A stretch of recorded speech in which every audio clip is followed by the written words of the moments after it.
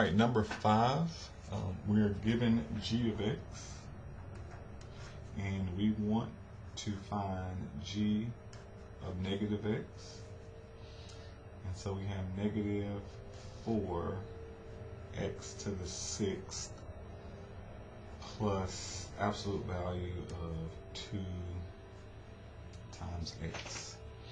Alright, so g of negative x, we're going to replace the x with a negative,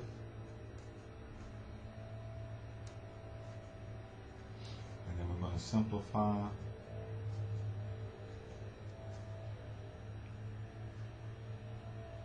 See what we get. So again, when we raise a negative to an even power, it becomes positive, and positive times a negative. So this negative 4 will stay.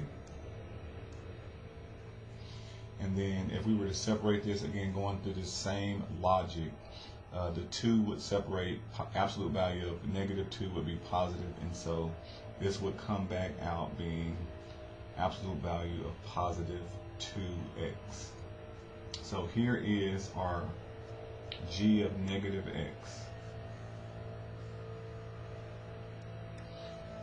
G of negative x matches exactly with g of x, so this is even or y-axis symmetry.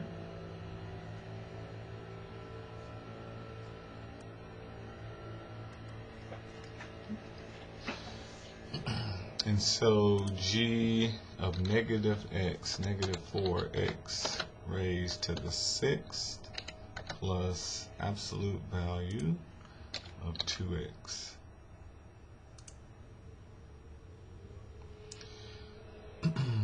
Is g of x equal to g of negative x? Yes, they are. And that means that the function is even, which is y-axis symmetry.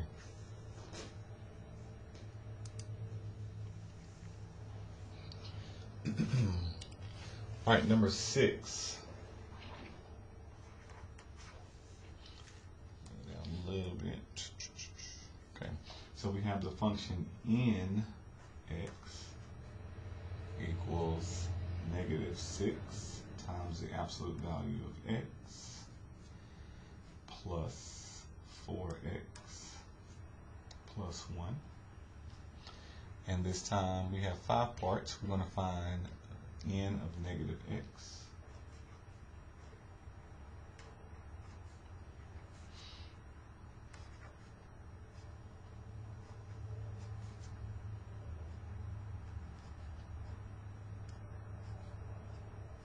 Okay, so I'll replace the x's with a negative x.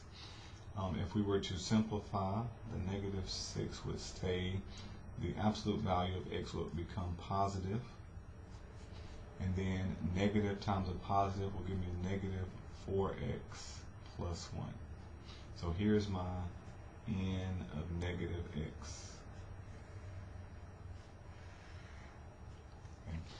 These do not match this time because of the change of sign on the 4x. It went from positive to negative.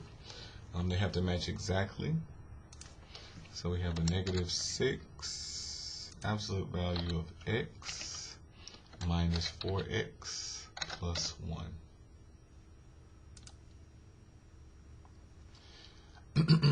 It says find negative n of x. So this time we're going to do negative n x. So that just means we're going to multiply the whole expression by a negative. So I'm going to put a negative on the outside, everything in parentheses. Negative 6 absolute value of x plus 4x plus 1. Distribute the negative to each term, and that will give us a positive 6 absolute value of x minus 4x minus 1. So here's the negative n of x. All right. 6 absolute value of x minus 4x minus 1. Okay, so now it asks, are n of negative x and n of x equal? Okay, so here's n of x. Here is n of negative x. They are not because of the minus 4x. So we're going to say they're not equal. It asks, are n of negative x and negative n of x equal? So that would be this version right here and this version here. And they are not. The negative 6 absolute value of x does not match positive 6 absolute value of x. Also, the positive 1 and negative 1 constants differ by a sign. So we say no, those two are not equal.